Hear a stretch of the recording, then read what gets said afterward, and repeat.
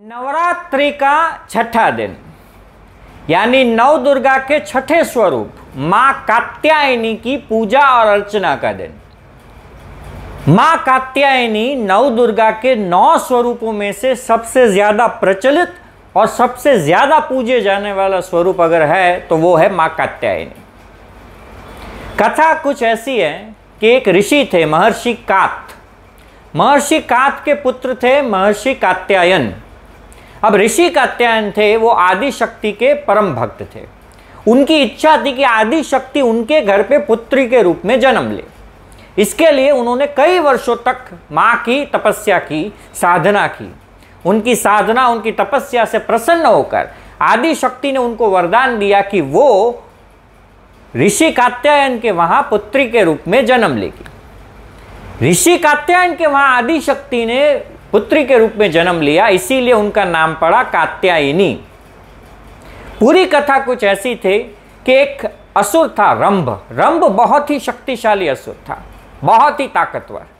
अब एक दिन वो एक स्त्री से मिलता है जो अप्सरा जैसी दिखती है, बहुत ही ज्यादा खूबसूरत। उसको देखकर ही रंभ उसके प्यार में पागल हो जाता है, उसके प्रेम में पड़ जाता है।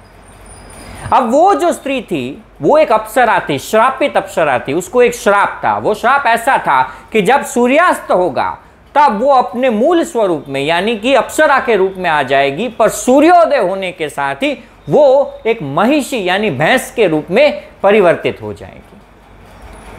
उसके प्यार में रंभ पागल था, पर जब महिषी ने उसको ये बताया अपने सत्य के बारे में, फिर भी उसके प्रेम में कोई फर्क नहीं पड़ा और रंभ महिषी से विवाह करता है।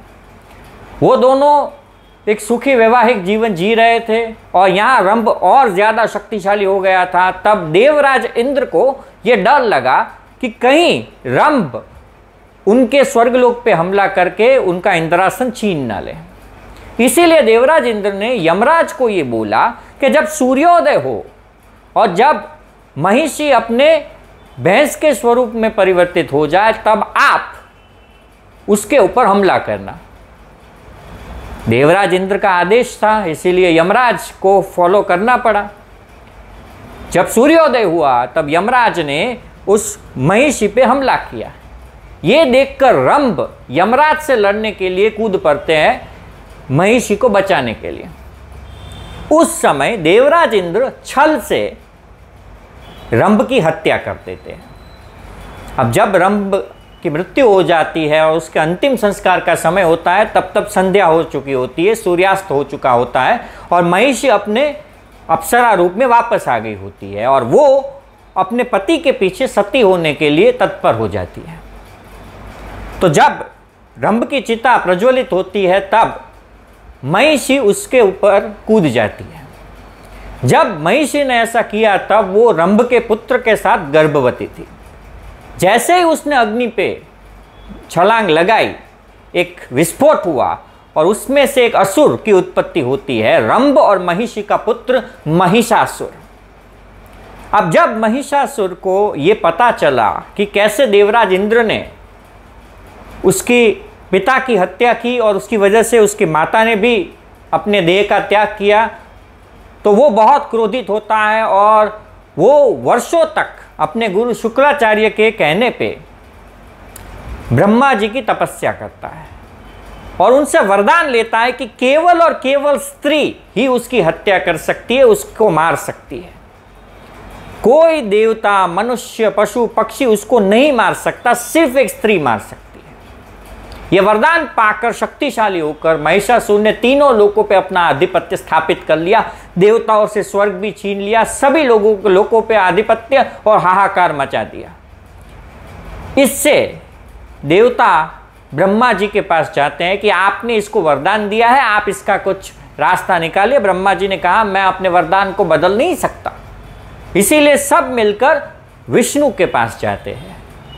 अब विष्णु के पास भी इसका कोई सॉल्यूशन नहीं था, इसलिए सब विष्णु के साथ महादेव के पास जाते हैं और फिर महादेव, विष्णु और ब्रह्मा ये तीनों त्रिदेव मिलकर अपनी अपनी शक्तियां बाहर निकालते हैं और उनको एक करना शुरू करते हैं एक शक्तिपुंज के रूप में। ये देखकर सभी देवता भी अपनी अपनी शक्तियों को बाहर निकालते हैं और इन सभी देवताओं की शक्ति से एक होकर एक प्रचंड शक्तिपुंज की ऊर्जा उत्पन्न होती है और वो ऊर्जा आदि शक्ति के एक प्रचंड रक्षा रूपी स्वरूप में परिवर्तित होती है, जिसका नाम है दुर्गा।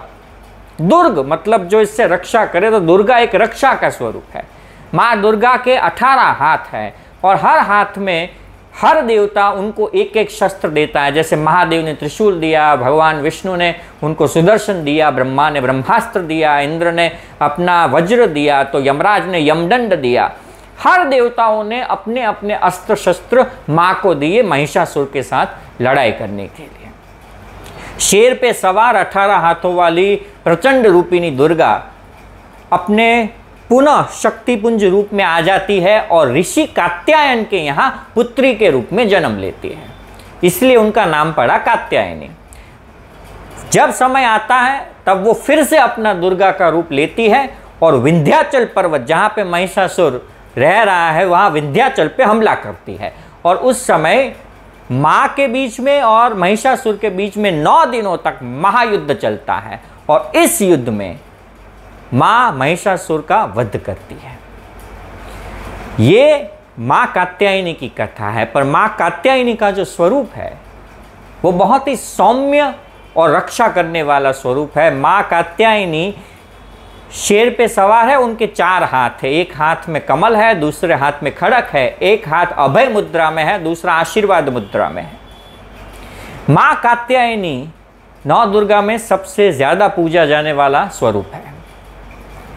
भागवत के अंदर ये कहा गया है कि माँ कात्यायनी के स्वरूप को मथुरा वृंदावन के अंदर कुंवारी जो लड़कियां होती है, अविवाहित लड़कियां, वो माटी से माँ कात्यायनी की मूर्ति बना के उसकी पूजा करती है ताकि उनको अच्छा वर प्राप्त हो।